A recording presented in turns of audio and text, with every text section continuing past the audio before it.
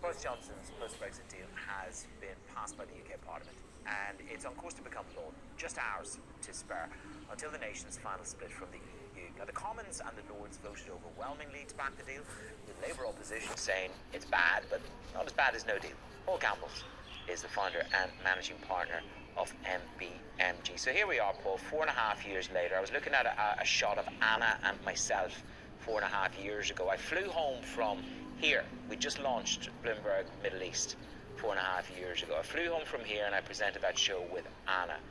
Has your risk appetite, where is your risk appetite for UK assets? And you can pick any asset you want. So, well, the first thing is, I think the most important thing in all that is that 4.5 years ago you launched Bloomberg Middle East, and we get Daybreak Middle East come out of it, because that's been a lot more helpful for most people in the last 4.5 years than the whole Brexit debate has.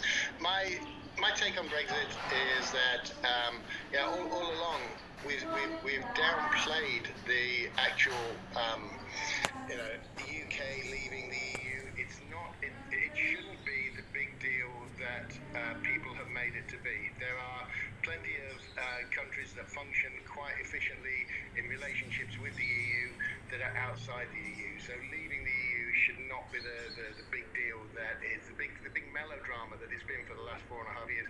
Unfortunately, it has been that melodrama, which means that the terms of leaving are pretty fraught.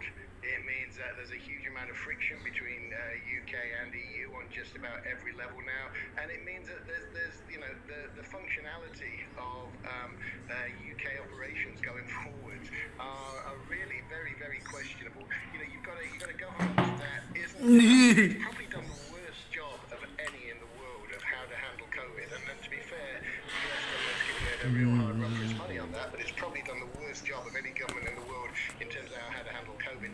It's mishandled just about everything it's been given, and it's really mishandled Brexit. Mishandling Brexit, well, the world will go on. It won't stop because there's such a bad Brexit deal.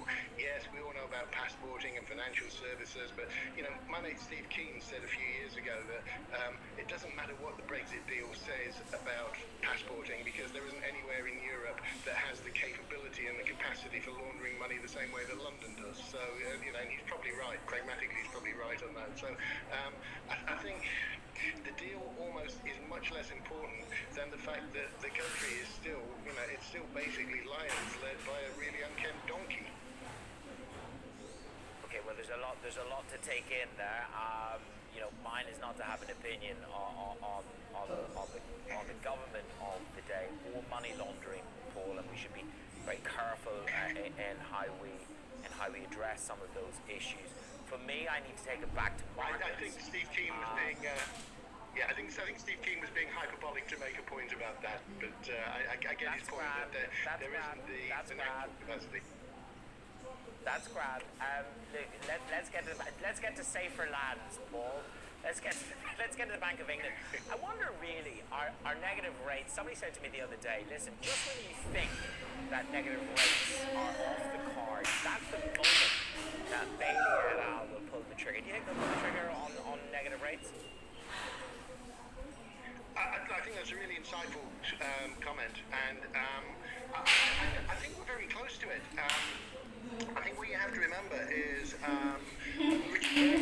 Professor Richard Bernard has done the sort of the outstanding work, the empirical work on how monetary policy works, and actually what he showed is that central banks really are just the passengers strapped in for the ride. If they make interest rate decisions that go against the market fundamentals, they end up having to reverse those. Market fundamentals are what drive interest rate policy, not central bankers in some ivory tower. So actually, we're going to get negative rates if the economies don't improve, if we don't see better growth coming through. It's not going to be something that the policymakers are in control of. They think they are. The narrative suggests they are.